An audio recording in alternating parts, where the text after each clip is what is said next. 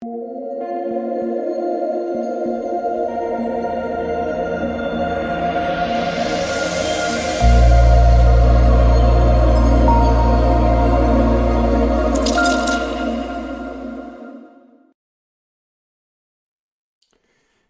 Friday. What is going on, guys? It's DK. Back at you with another video here to break down the 9-game NBA main slate.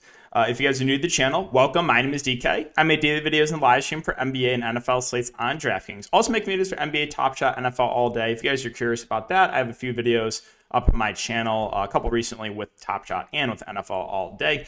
If you're unable to watch these videos, I also upload on Apple Podcasts. Link is down below. And if you're interested in signing up for premium content, I offer 2 different packages, NFL, NBA, cover the main, cover the showdown slates. Again, more info in the description below. I would like to thank the sponsor of this video, Thrive Fantasy. Guys, Thrive Fantasy is a player prop site where you're actually building out lineups on player props. They have pretty good size contests here for NFL, PGA, NBA. Again, $25,000 player pool or prize pool for NFL, $5,000 here for NBA, $1,000 for PGA. So how it works is, again, you're building out a lineup. You pick 10 of 20 player props, and the less probable the prop is to occur, the more points you receive if you choose correctly. So, for example, DeJounte Murray, 16.5 points. The under is less likely to occur, but if it does hit, you get more points. So, again, there's some game theory involved. And, yeah, those are the 20 player props. So, if you guys want to try out Thrive, you can sign up and use my code, DKDFS. It is DKDFS, all one word. And you get a 100% match up to $100. It's basically a free $100 to play with on the site. As always, I want to thank you guys for your continued support on the videos, live stream. Just make sure if you do enjoy to hit the like button, subscribe, and hit the notification bell. So before we get into players and their prices, we can take a look back at my lineup here from tonight.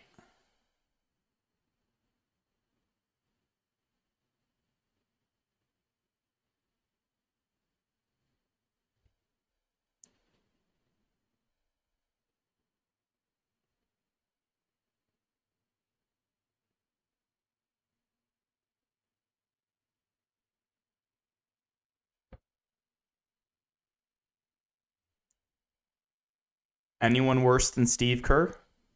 Stephen Kerr. Stephen Kerr. It's close, right? It's close. Him, Gregory Popovich. They're up there. I'm somehow 4xing my money. I know it's not going to hold because I have no late game exposure. I really actually need this game to go to overtime. It's 98-93, most likely not. But yeah, I mean, Steve Kerr just trolled everyone, right? Played Gary Payton like 10 minutes. Jordan Poole just carrying over the Tyler Hero performance from last night for myself. I think combined, those two are like 6 of 80. I'm not even exaggerating, too. 6 of 80 for Jordan Poole and Tyler Hero the last 2 games. Brandon Ingram, I really liked him. Talked about him on Patreon. 55 fantasy points, absolute smash, low ownership. Otto Porter, nothing. JV, letdown game. Jordan Poole, again, 1 of 20 tonight. And then my 2 low on values, Iguodala and Looney, both did decent. But, I mean, what is this slate? What even is this slate? I don't even know what to say. Look at this. This is high stakes, okay? Thunderdome. Right now, the winning lineup is 185. Someone's going to finish with 177. Like, everyone's in the 100 range in high stakes, right? My lineup cracked 200 somehow. 152, 168, 169, 185. Ownership. Jordan Poole, 100% owned, as he should have been. Ja Morant, 83% owned. Blowout. Bielitsa got some ownership. Jaren Jackson Jr., 100% owned. I talked about it. I was like, I knew he was going to be popular. Gary Payton Jr., the absolute chalk, played 10 minutes. He's playing 25 to 30 minutes with Steph Curry and Draymond Green in. With those 2 out, dust off Moses Moody and Damian Lee and play in the whole game. That's all I got, guys. Yeah, it is one of those slates where everything busted. Literally everything. No one played Fournier in high stakes. When you get the random Fournier Fournier game once every 10 to 15 games. I guess he just annihilates Boston every time he plays them, so just lock him in every time he plays Boston. But just every single player basically on this slate busted. So we'll see how it finishes. Even the late game right now is not looking good. I mean, the chalk in that is CP3 and Marcus Morris, and they both started slow. So a couple nights ago, we had one of the lowest scoring nights of the season. And this is going to be up there. This is going to be up there, right? Because every single person played those Golden State guards, and Steve Kerr trolled us all. So, yeah, crazy one, guys. But good thing is, if you did not cash, well, hey, we have a 9-game slate to talk about here on Friday. So let's do it. San Antonio and Philadelphia. So a lot of guys out here for San Antonio. Derek White, Keldon Johnson, Devin Vassell, Doug McDermott. Lonnie Walker status up in the air due to conditioning. We'll see. On his first game, they did limit DeJounte Murray, so I would guess if Lonnie Walker plays, he's going to be limited. We'll start at the top of DeJounte Murray himself at 9-6. If the Spurs want to keep the game competitive, we're probably going to have to see a massive game from Murray. So assuming no limitations, I think he makes for a good tournament play. Pearl going to have to deal with Embiid, so I don't love targeting centers against Joel Embiid. And then we got to talk about the value here. So like if Lonnie Walker can't go, starting lineup's going to be Bates Diop, Trey Jones, Bryn Forbes, alongside Murray and Pirtle. Like, they are going to be extreme. Like, the Spurs, if there's no Lonnie Walker, let's see. 1, 2, 3, 4, 5, 6, 7, 8, 9. I guess they still have 10 guys, but yeah, I don't know what. I mean, we would have to consider the value here for the Spurs. The guys like Bates Diop, Trey Jones, Bryn Forbes. Bates Diop is a guy that can kind of do it all, get some rebounds, can score the ball. I think he's a fair value. Bryn Forbes a little more reliant on scoring, but he does have upside. We saw it 3 games ago, run for 41. Again, though, he does have a low floor if he's not hitting his shots. He's scoring independent. And you have Trey Jones, who when I play him, shoots like 1 of 10. But he's normally a guy that has a relatively high floor because he'll be handling the ball a decent amount when he's out there. So, yeah, keep an eye on Lonnie Walker news, but there's definitely going to be some Spurs value plays that are in play here, especially if he's out. On the Philadelphia side, Joel Embiid, I think, makes for solid. It's been up 11-2. I don't think a ton of people get to him, but he's been playing really well. Should play low 30s minutes. He's been smashing. So, yeah, have some interest there in Embiid. Tobias, Seth Curry, more secondary plays against Seth Curry, who probably handles the ball more, which does give him a little bit of boost. He had a big game last game. I think he went for 49 fancy points. Definitely an outlier game, but again, handling the ball, 12 assists. Does make him more in play. We do have Thibault coming back, so it's probably a couple less minutes for guys like Curry and Korkmaz. Korkmaz played 40 minutes last game, so I would assume those minutes go down. Still playable, but again, though, kind of score independent, and I'm probably not going to take a shot on anyone else here in Philadelphia. Moving on to Milwaukee and Brooklyn. So Milwaukee's kind of shorthanded. No Brook Lopez, no Connaughton, no Allen, no DiVincenzo. Drew Holiday's out. Giannis had to come 11.4K. He's probable. I really like him here. I'm not scared of them defensively, and he's going to have to play big minutes here, right? They're shorthanded. I really do like Giannis here, so spend up. I think Middleton's firmly in play without Drew Holiday. He probably plays mid-30s minutes. I think he looks decent. And then they waived the boogeyman, so Bobby Portis probably has to play over 30 minutes. He got massive foul trouble last game. I think he's a fair contrarian player in the mid-range. And I think we probably get pretty big minutes for Jordan Nwora again. So I think he is viable as well. Again, a little bit more score independent. I'm not going to touch the guys like Rodney Hood and Wes Matthews. I just, never, ever. All right, let's move on to Brooklyn. So Kyrie obviously sitting this one out because it's a home game. Kevin Durant, James Harden, both now sub 11K. Again, there's no Kyrie. So I think both are firmly in play here.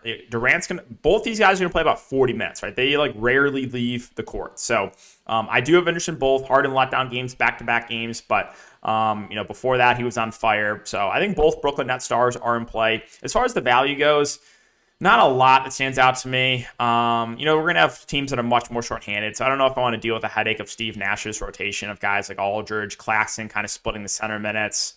Bruce Brown, some games will play 30 minutes, some games will play 10. It's really hard to feel good about the value options over Brooklyn. Well, the Utah Jazz. It might be Summer League season, if you guys remember, right? With guys like Trent Forrest and Udoka Azubuike. These are guys we were playing almost every single day in the Summer League. Elijah Hughes is on that team. Terrell Brantley was on the Summer League team. It might be the Summer League Utah Jazz tomorrow because there's no Mitchell. There's no Gobert. There's no Conley. There's no Bogdanovich. We don't know the status of Clarkson, O'Neal, Gay, and Whiteside, and Ingles is also out. So let's just say the questionable guys are in. Love Whiteside at 3.5. Great point per minute guy. Probably comes in and plays 30 minutes. He looks phenomenal. Clarkson, O'Neal, Gay, all look good. Clarkson, probably the go-to guy in offense. He would look amazing. Gay and O'Neal probably both play 30-plus minutes if they do end up playing. They would look good. And then even like Trent Forrest, I would still like, even if all these guys are in, because he probably has to play big minutes. You're probably going to see some decent run for a guy like Pascal off the bench. So, yeah, those guys still look good. But if all the questionable players are out, I don't even know if they can field a team. Like, their starting lineup, probably Trent Forrest at the 1, Pascal at the 4, Azubuike at the 5, Elijah Hughes at the 3, and, like, Butler at the 2, something like that. They're going to be really shorthanded. But, yeah, I mean, if all the questionable players are out, too, then, like, Trent Forrest, probably my favorite option, 3-2. He's a guy that can stuff a stat sheet, and he would probably be their go-to option if everyone is out. Azubuike, they did limit his minutes last game, so keep an eye on the news there. Eric Pascal at 3.5 recently came back from I think it was COVID or personal issues, but he would probably have to play massive minutes. So, Utah's a wait and see right now, but they're going to look appealing one way or the other. If some of these guys are in, they look great. If they're out, we're looking to the Summer League Utah Jazz. On the Toronto side, so you guys kind of know the drill by now with Toronto. It's Van Fleet, it's Siakam. They're going to play huge minutes. They're both priced about right. They still have upside. There is some blowout risk with everyone out for Utah. The mid-range guys like Barnes and Anunoby don't really stand out to me. Some of the bigs still a little bit overpriced from when guys are out. So not much else on the Toronto side. Washington and Chicago. So we do have Dinwiddie back. The answer is yes, guys. The answer is yes. I'm still extremely tilted about that Kuzma game. Only reason he got there was because of random foul trouble, massive foul trouble for Beal and Gafford, and you had the Bertans injuries. He just played the entire game, and he still barely got value, Kuzma. So that was so tilting. Beal, now with Dinwiddie back, feels a little bit overpriced. Right? We've been getting point Beal. If he's going to shift back to the 2, he's much riskier, and in my opinion, a little bit overpriced. We also might have Montrezl Harrell coming back, which would kind of take Daniel Gafford out of play. They also signed Greg Monroe to a 10-day contract. He's a good point per minute guy, but if Harrell plays, he probably doesn't see the court. Funny enough, so they said Raul Neto, who had not played 30 minutes all year, was going to be limited to 30 minutes. And we're all like, what? What are you talking about? This guy plays 20 minutes a game. He played over that. He played 32 minutes. They even lied about it. Oh, he's going to be limited to 30 minutes, play him 32. But he hadn't played 30 minutes all year. He comes off the COVID protocols, plays 32 minutes. Again, I guess he's fine, but I think there's going to be better value on the slate. So, that's kind of right now for Washington. Moving on to Chicago. So, Chicago, a pretty healthy team. The starting, again, we did see some pretty big minutes with Kobe White, even with some of the other, even with Lonzo back. So that is good to see. But, White, Ball, Vucevic, DeRozan, Levine all probably play big minutes. There's not one guy that stands out here. So, I think they're all tournament plays, more secondary options. Can one of these guys have a really good game? Of course. But, good luck trying to figure out which one's going to be when they're fully healthy. So, Chicago's always a tournament team when they're fully healthy to me. Dallas, Houston. So, no Porzingis, and Luka Doncic is doubtful. So, it is officially Jalen Brunson season at 7K. Phenomenal matchup. He's going to have to do everything for this team. I don't have to tell you how good of a play he is. He looks amazing. Dorian Finney-Smith should play huge minutes. Now, he's not necessarily a high-usage guy. He's not a guy that, gets, all of a sudden they're running their offense through Dorian Finney-Smith when all these guys are out. He's still kind of the same guy. He'll play big minutes. He's a decent rebounder, can stuff the stat sheet. So, fair play in the mid-range. My guess is Tim Hardaway Jr. probably has to play big minutes here. So, I do like him a decent amount here. We'll see what they do the starting lineup. But, again, they need some scoring.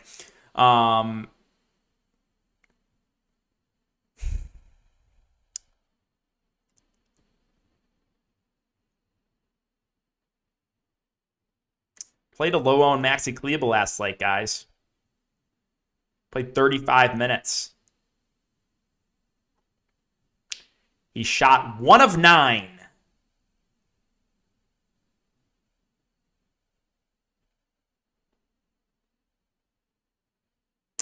But, Maxi Kleber without Porzingis, probably plays 30 to 35 minutes. I think he looks like a great value, assuming he doesn't shoot 5% from the field again like he did when I played him at low ownership. Dwight Powell, 3.6K. Fair value. We probably get low 20s minutes from him. We're probably going to see minutes for guys like Reggie Bullock, but I don't know if I could ever play Reggie Bullock in my life. Trey Burke is 3.3K. He probably is going to play the backup point guard. If you want to roll the dice on him, I don't hate it. He is a good point per minute guy. So that's it for Dallas. Moving on to Houston. So, the answer was they didn't limit Wood and KPJ at all. So Christian Wood came out, played 34 minutes. I think he looks really solid here. Bigs against Dallas, not scared of Dallas defensively. I think he plays low to mid 30s minutes again. So I think Christian Wood looks good. I think Kevin Porter Jr. looks pretty good in the mid range too. Played 35 minutes, shot 3 of 13, almost had a triple double too, right? We know KPJ is a guy that can stuff the stat sheet. So I like him in the mid range. The rest of Houston, more secondary plays. Jayshawn Tate, I think is fine, does have some upside. Jalen Green at 5K. Again, he can have a ceiling, but he has to hit his shots to get value. So never someone I'm super excited about playing.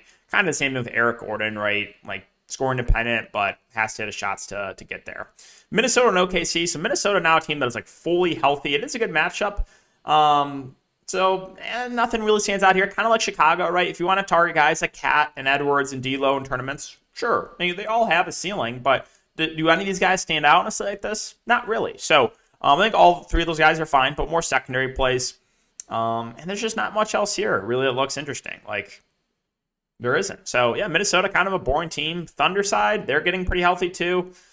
Shai Gilgeous-Alexander, always a fine tournament play. Does have like a 50 fantasy point ceiling. It's a decent matchup. Josh Giddey at 7.6 with SGA back. Not as high on him. No, he still have a good game with SGA back against Minnesota, but I need to see him do that consistently before I can, pay almost 8K for him. And you guys know my feeling on the Thunder value. If you want to take some shots, if you want to take a shot like a Robinson Earl of 3.3K, I think it's fine. He played 22 minutes last game, but like you can't trust it. You can't trust anyone outside of the Shai Gilgeous-Alexander and Giddey. All right, a few games left. Sacramento and Denver. So price points haven't really moved in the Sacramento guards.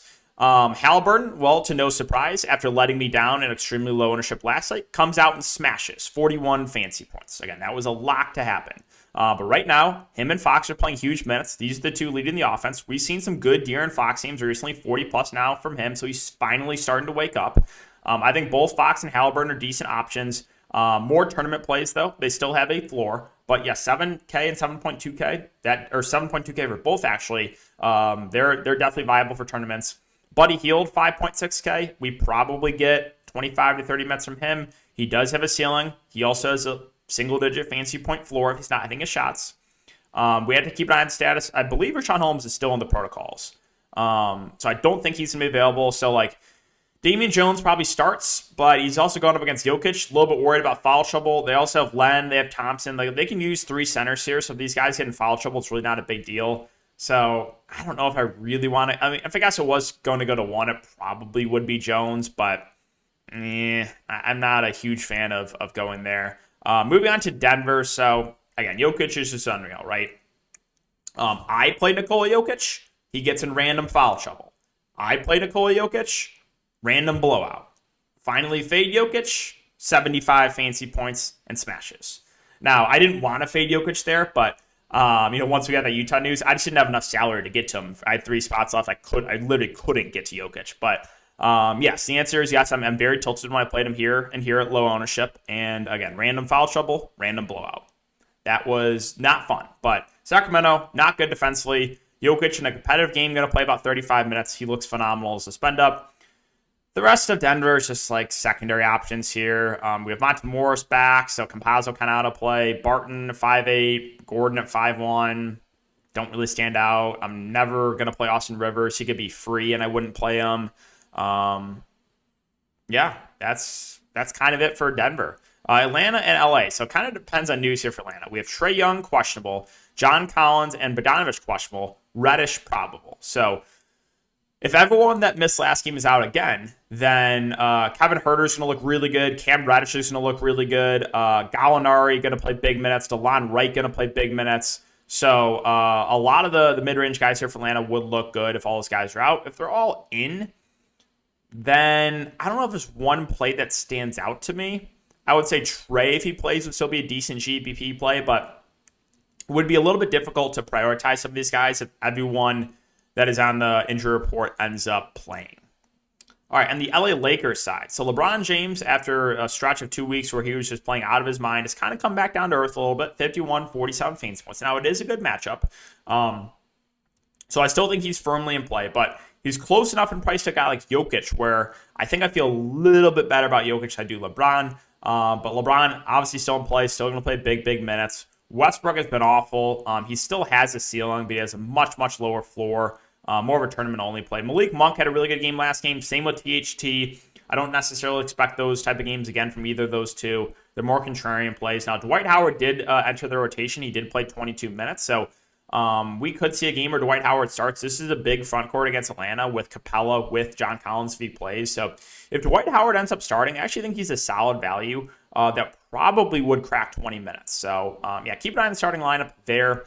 All right, Cleveland and Portland's the final game here. So Garland been having a really good season. It's a great matchup. He's 9.3K though, so like he can still get there, but like you're paying a premium for him. As far as the bigs go, Allen, Love, Mobley. I don't know if there's one guy that stands out. I guess Love would probably be my favorite, who's still getting about 30 minutes, still getting a ton of shot attempts up, and does have a ceiling. But the two bigs are both fine too, and Allen and Mobley, they're going to play big minutes.